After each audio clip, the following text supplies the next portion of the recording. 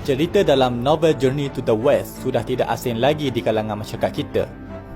Kini kisah novel ini sudah banyak diadaptasi ke dalam bentuk filem. Antara watak yang terkenal adalah seekor raja monyet yang bernama Sun Wukong. Kisah perjalanan Sami Cina Xuanzang yang menjadi watak penting dalam perjalanan ke barat, yakni ke India, merupakan kisah sejarah. Sami Xuanzang hidup sekitar 602 hingga 664 Masihi di zaman dinasti Tang. Perjalanan beliau ke barat atau ke India bertitik tolak dari perasaan ketidakpuasan hati beliau terhadap kitab sutra agama Buddha yang beliau pelajari. Beliau dapati terdapat banyak terjemahan yang berbeza ke atas sesebuah sutra dan kebanyakannya bertentangan antara satu sama lain. Hal ini disebabkan oleh penterjemahan kitab Buddha kebanyakan dilakukan oleh para Sami luar dari India atau negeri lainnya. Selain itu, perbezaan aliran dalam agama Buddha juga menjadi isu besar bagi Xuanzang kerana pada awal abad ke-7 Masihi, negara China telah menjadi medan konflik yang besar antara pengikut Buddha aliran Yogacara, ajaran Vasubandhu beserta pengikut aliran Theravada dan Mahayana. Hasil pertembungan inilah membawa Sami Xuanzang bertekad untuk dapatkan kitab suci agama Buddha yang terawal di India yang merupakan tempat kelahiran Siddhartha Gautama Buddha. Beliau mahu menjauhi konflik perbalahan dari sudut penterjemahan kitab suci yang berlaku di negaranya. Dari situlah beliau memulakan perjalanan panjang dengan mengembara ke India seorang diri pada tahun 629 Masihi.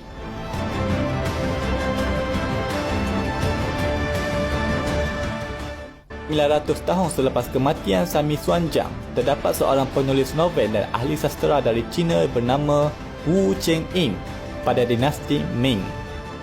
Beliau telah menulis sebuah novel perjalanan Sami Xuanzang dengan menambah khayalannya ke dalam perjalanan Sami tersebut.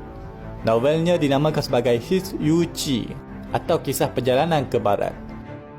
Novel ini diiktiraf sebagai salah satu karya sastera agung di China. Di dalam novel ini, Wu Chengyin memperkenalkan beberapa orang pendamping Sami Tang Sanjang semasa ke India, antaranya adalah Sun Wukong, iaitu raja monyet yang memiliki tongkat sakti, Tai Pat Kei, seorang berwajah babi, dan juga Sam Cheng. Ia adalah penambahan karakter untuk menjadikan jalan penceritaan Sami Tang ini lebih menarik. Wu Chengyin mengetengahkan watak utama di dalam novel tersebut, iaitu Sun Wukong yang merupakan seekor monyet sombong yang kuat. Raja monyet ini sering berdamping dengan Sami Tang sehingga mendapatkan kitab sutra di India. Hasil daripada penulisan novel ini, kisah Sun Wukong mendapat sambutan dari kalangan masyarakat Cina termasuklah Jepun. Malah watak Son Goku di dalam cerita Dragon Ball juga merupakan pengaruh daripada novel tersebut. Setelah sekian lama masa berlalu, akhirnya Sun Wukong disembah oleh orang Cina terutama dari aliran Taoism. Tidak sedikit altar sembahan orang Cina yang memiliki patung Sun Wukong, malah terdapat kuil yang dibina khas untuk menyembah raja monyet ini. Padahal asalnya Sun Wukong hanyalah watak khayalan yang ditambah oleh Wu Chengyin di dalam novelnya. Oleh kerana watak itu dipalit dengan imej agama dengan membantu Sami Tang mengembara, lalu watak khayalan itu juga dianggap sebagai sembahan suci lalu dipatungkan dan disembah oleh sebahagian orang Cina.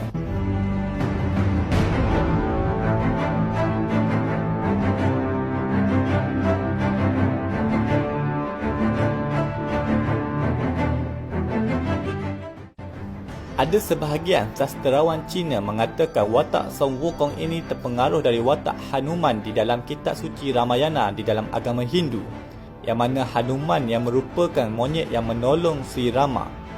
Mereka berspekulasi bahawa tidak mungkin cerita Ramayana yang terkenal di India itu tidak sampai ke China. Jadi mereka berpandangan pasti akan ada pengaruh Hanuman pada novel Wu Chengyin itu. Kisah pengembaraan Sami Xuanzang dari China ke India merupakan perjalanan kisah yang sebenar. Akan tetapi, novelis Wu Chengyin menokok tambah perjalanan Sami Xuanzang dengan watak-watak sampingan seperti Sun Wukong untuk menjadikan perjalanan itu menarik.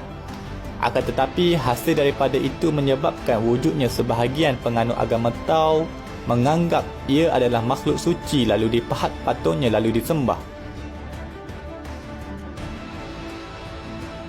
Watak khayalan novel yang diadu dengan unsur agama akhirnya menjadi bahan sembahan pada kemudian hari.